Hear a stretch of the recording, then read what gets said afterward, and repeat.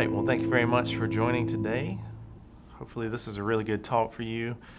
It has been for me, as I've learned a lot about these processes and how to clean up other people's messes. So this is really around strategies for dealing with technology clutter, as we have commonly seen happen in this industry. So my name is John Richardson. My Twitter handle is Mr. CodeClean. If you can determine how I came up with that name, then you're at least as old as I am, maybe. I'm a solutions architect at Globant, and I've been there for a few years and really been in the software industry for almost 20 years, a little bit over. So I want to start with just an image and a metaphor for why cleanliness really matters, right? So over the years, you're going to go through many interviewing processes. You're going to see many companies and hopefully have many interviews and hopefully a very vibrant career as well. So if you can think of this picture as the picture that you see of the company that you've been interviewing with, and this is your third interview and you're getting ready to accept the offer, right? Everything is in place. It looks so nice. I mean, you've even got good security on the windows and the lights are in a good place and great view and everything. And this is the picture you have right before you accept your offer. So it becomes this, though. Whenever you get access to all of the environments that you need and you get a login, then you see where some of those things are not as put together as they seem to be.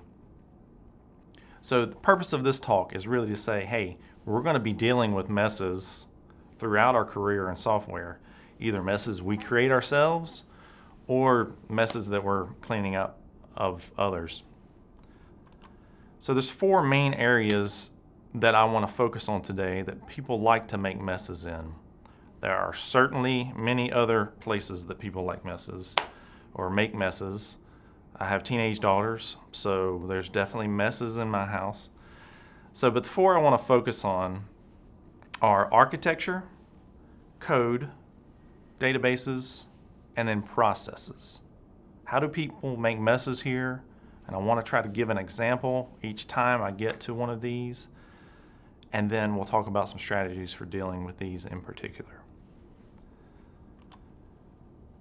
A lot of my talk and the information and background I've gotten, and really the thought patterns that have been sort of ingrained in my brain over the last few years, has really been around clean architecture and clean code.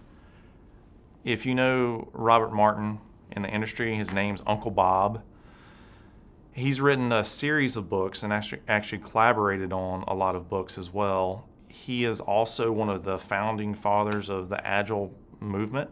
So his name is probably pretty familiar to some of you.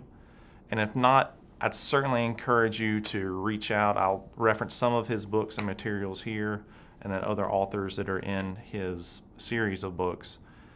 But just a really good way to establish better thought patterns and just bringing up issues that you really need to deal with if you are in the software industry. And real quick, this will be a talk that's for a lot of different people. And I tried to make it as inclusive as possible on, developers and managers, as well as, maybe QA, and anyone that is around, Agile principles and trying to instill those Agile principles. So you'll walk away with something here today that you can expand on and hopefully dive in a little deeper too. But Robert Martin, in his book Clean Architecture, wrote this quote about architecture. And architecture, when you say that, is such a loaded term because it can mean a lot of things, just like DevOps, right? But the primary purpose, he says, of architecture is to support the life cycle of the system. The system meaning the software system or the underlying organizational system. Good architecture makes the system easy to understand, easy to develop, easy to maintain, and also easy to deploy. So one quick example about architecture that I have seen again and again, and it's no knock on Microsoft Excel per se, but I have seen multi-million-dollar companies that have built manufacturing processes around Excel documents that are shared amongst different groups. And there's access issues, there's lots of file contention problems and stale data versus good data. So architecture really does matter. And that's why I started first with it. So in his book, there's a really good diagram and picture of what a good architecture may look like. The reason why I included this, there's a lot more detail and there's a lot more examples in this book. I encourage you to dive into those examples and dive into that book and really get a better picture of what this is. But I would like to focus on these circles a little bit. This diagram and what it is depicting. If you notice in the center, we have entities. And on the outside circles, we have web, UI, external interfaces, and database. The thing to consider when you're looking at this diagram is that the inner circles should never depend directly on anything in the outer circles. Those dependencies should always point inward. So this is a very general concept in software architecture. But any of the good architecture and design books are really going to be pointing developers and software engineers to really separate out concerns. And that's the point and what this diagram is trying to depict. So a few things about a clean architecture. It should be independent of frameworks. So you shouldn't have to depend on jQuery, for example, or you shouldn't have to depend everything on Angular, or even something like any controls or anything that you would see. I know there are a lot of different controls that as developers make our lives easier, and they come in these framework packages. Your architecture should never depend on these things. Use them, but be able to switch out components and use components of architectures and frameworks that support the architecture and not vice versa. So these should also be testable. A clean architecture is going to be testable. That means that at every layer in this circle that you see, it's really going to be very useful if you can test those individual components. Because if it's not testable, you're going to have to wait until it gets in front of somebody to see if there are problems that need to be corrected. A good, clean architecture is also going to be independent of the UI. The UI should be interchangeable. If you have a web application, that's great. What if you want to go to mobile and you don't want to use something like React and you don't want to use any framework to get you there? You want an actual mobile application. How do you do that? With keeping all of the business rules and the logic really consistent between the web application and the mobile application. If your business rules are independent of the UI, then you can do that very freely. You can just add another UI. Say you want a console application. Okay, that's fine. Just add it as another UI. And the key components to making all of these things work are the interfaces and what can interact from the outer layers to the inner layers. One that's very important, and so important that I made it its own series in here, was just making a clean architecture involves making it independent of the database. These root level enterprise business rules, you really don't want to have that logic contained within your database. There's certainly debate here. I have seen business rules in the database, and that be an architecture concern and something that was agreed to and something that, as a company, we tried to implement. What it does, though, even on the UI and the database, is that it couples those things very tightly so that you can't really change out database vendors, or you couldn't take that data and move it into something that's not a database, maybe just an in-memory structure, because it's very coupled if you have everything in the use cases and entities themselves. And then lastly, independent of any external agency, you don't want your business rules to know anything about the outside world. So, having anything that depends on those entities or has any dependency on UI or web or database or any other third-party application or library is something that you want to stay away from as much as possible in clean architecture. This is the point I would love to ask for questions. So if you have some questions, please write them down and ask me later. When cleaning up architectures, so there are some things I want you to keep in mind. Time is not your friend when it comes to bad architecture. Bad architecture is only going to get worse as you add more components, as you add more applications, as you add more databases.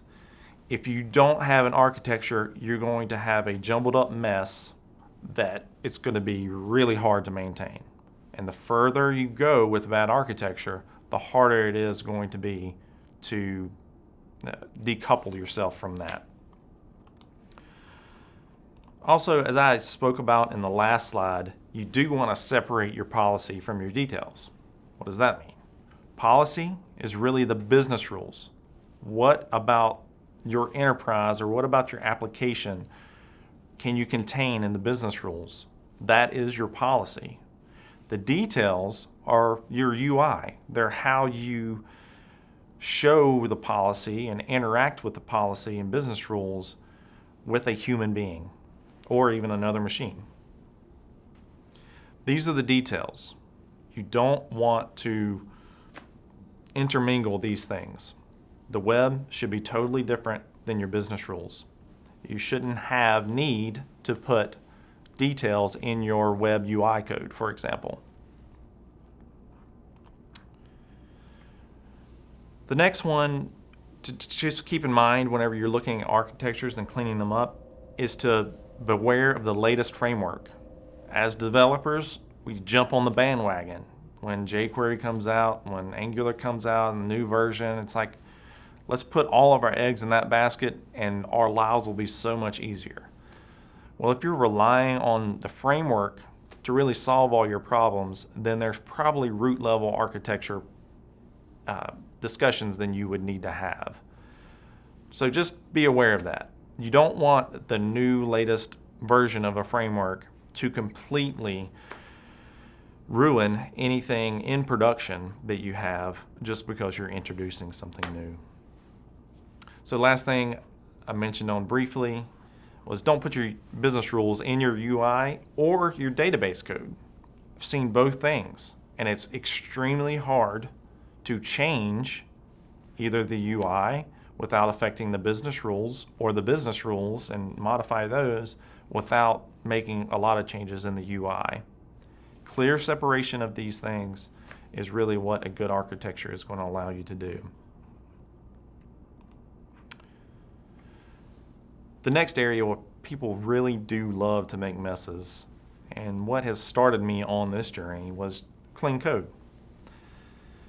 What is an example of bad code?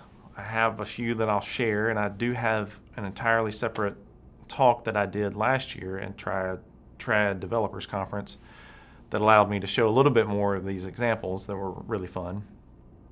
Look that up, or I'd be glad to send it to you if you're interested.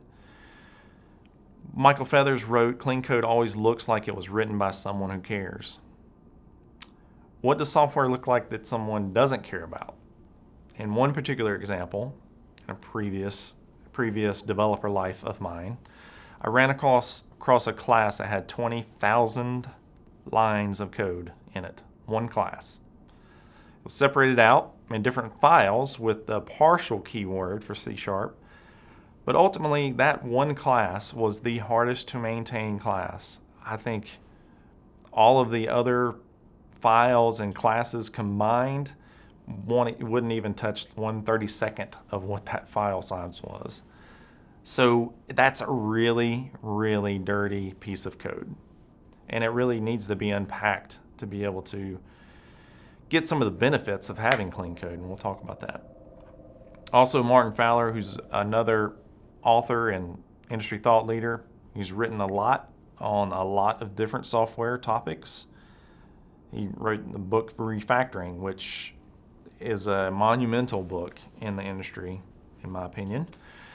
So he wrote, any fool can write code that a computer can understand, but good programmers write code that humans can understand. That's the whole crux of it. You're going to have to modify other people's code, even if that's your own code, in 6 months from now, right? 3 points that I'll make, and I won't spend a lot more time on this specifically because I do want to spend more time in the next section. Naming matters. So naming matters because if you're not naming things well, then you need to explain it in a lot of detail. Either you're going to be holding talks about it, or you're going to have a whole bunch of comments, which we'll talk about in a second. Or it's just going to be really hard for the developer to go in and figure out what's going on to be able to maintain that code. So a fun example, this is in the Java JDK. Internal frame, title pane, maximize button, window not focus state. That's quite a mouthful. Is it explaining what it is? Well, maybe if you look at it, but it's certainly not being very descriptive, and that does matter. Long names matter as much as short names do, but getting to the meaning of what your variables, your classes, and your methods are and your functions is very important to be able to have maintainable code. Functions and classes should be small. So this is an example of a 1,700 line piece of code that's not named very well, by the way. This is one of those times where it's so much harder to understand. Even if it's simple code, it's really hard to understand when there's so much code to go through. So I encourage you, have small methods, have small classes, name them well, and then you're going to be getting way far in being able to win friends amongst your other developers that are maintaining your code. So comments are failures to express ourselves in code. This is one of those comments in the clean code book that I found very receptively, and it really walked all over me, because comments were taught in school. They really should be all over the place. You really should be able to know exactly what this class is doing, this method is doing. But if you're naming everything well and everything's small and you've done a really good job maintaining your code and making it clean, you won't have to worry about putting a lot of comments in there. So this comment's great. Dear future me, please forgive me. Can't even begin to express how sorry I am. All right, so let's talk about databases. Databases will inherently grow, and they'll get more nasty and dirtier as the years go by if they're not maintained well. And I don't just mean by DBAs. I also mean for database developers. What does a non-clean database look like? Well, let's say a database that has 1,100 plus tables in it and doesn't have any primary keys on those tables. That's one that is pretty dirty. So clean them up as much as you can, as quick as you can, and as safe as you can. Pramod Saudilage and Scott Ambler wrote a really good book called Refactoring Databases, Evolutionary Database Design. And they say in this book, your application code and your database schema evolve as your understanding of the problem domain evolves, and you maintain quality through refactoring both. This book has great practical ideas and examples about how to actually refactor database code. Because as I'll mention in the next slide, there's an intense fear of change when it comes to databases. This comes because of just the way that they're made up. They're not exactly like application code. Application code can be checked in and checked out, and there's no real difference in the state of what that code is. But with the data in the database, it's a much different story. You can source control your schema, which I'm suggesting in the next bullet is a very, very good thing to do. But you can't really do much of that with the data itself. So that's why it makes it a lot differently. And you certainly don't want to introduce change in production that's going to affect production usefulness. So the second thing I will mention about cleaning databases is that you want to put those database objects in source control. This is relatively new. I think it's been there probably for a while. I haven't seen it a lot in the industry yet, and I am certainly a champion for this and feel like in order to break that change, you're going to have to consider putting that schema at least in source control. You can even put reference data in source control if you know that some of that data is not going to be changing very often. But most of all, have a process around putting database objects in source control. Do the work. It's hard, it's dirty, but it is well worth it when you have it there and you can actually rely on source control, right? As we do with application code. Last thing I'll mention here is you don't have to keep all that data in a relational database. What? This was something that Bob Martin did put in the Clean Architecture book that I'd never really thought about before. But when we use this data from the database, most of the time, unless we're just writing queries and just trying to get some information out, we're ultimately going to be moving that data into an application somewhere. And in that application, we're going to want to manipulate that data. In order to do that, we need to have those structures in memory anyway.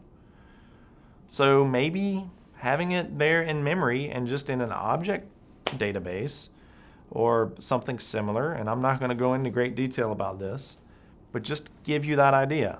If it's going to be in memory anyway, you could cut out the middleman and sort of have more ways to get that data quicker. Does not fit every scenario, but consider it. Is it a possibility?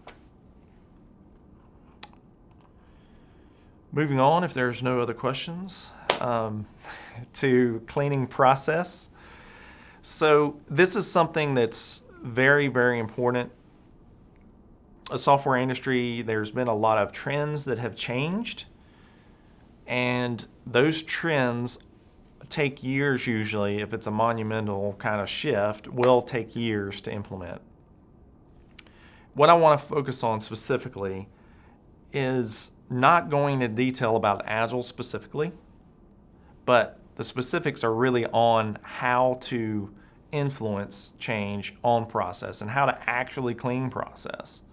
Regardless of how you're cleaning that process, if you're going from waterfall to Agile or Agile to waterfall or anything in between, how do you actually introduce this change? I really like the quote from the Agile Manifesto that says individuals and interactions over processes and tools. But if you don't have processes and tools and you don't have clean processes and tools, those individuals and interactions are going to get pretty hard to work with. So Agile processes themselves should promote sustainable development. The sponsors, developers, and users should be able to maintain a constant pace indefinitely. So how do we do this? So I'm not really going to talk about Agile too much now. I'm going to talk about a book that's probably 80 years old, and that's this book by Dale Carnegie.